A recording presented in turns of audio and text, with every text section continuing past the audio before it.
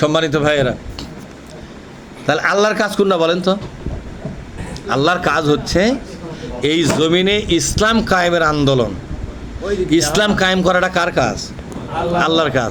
কিন্তু এটা আমাদের উপর দায়িত্ব দিল কেন? কাজটা কিন্তু আল্লাহর, কাজটা কার? পশুদের মধ্যে ইসলাম কায়েম আল্লাহ নিজের দায়িত্বে করেছেন, মাছের ওপরে ইসলাম কায়েম আল্লাহ নিজের দায়িত্বে করেছেন, ফেরেশতাদের উপরে আল্লাহ ইসলাম নিজের দায়িত্বে কায়েম করেছেন। যেখানে যেখানে আল্লাহ নিজের দায়িত্বে ইসলাম কায়েম করেছেন, সেই জায়গার লোকেরা, সেই জায়গার সৃষ্টিরা কিন্তু জান্নাতে যেতে পারবে না। ভালো করে বোঝেন, ফেরেশতার উপরে ইসলাম কায়েম করেছে কে?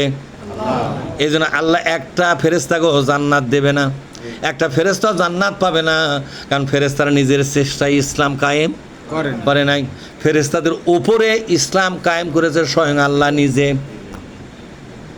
স্বয়ং আল্লাহ ফেরেশতাদের উপরে ইসলাম কায়েম করছে কে? আল্লাহ। একটা ফেরেশতা জান্নাতে যাবে? কোনো দলিল পাচ্ছেন?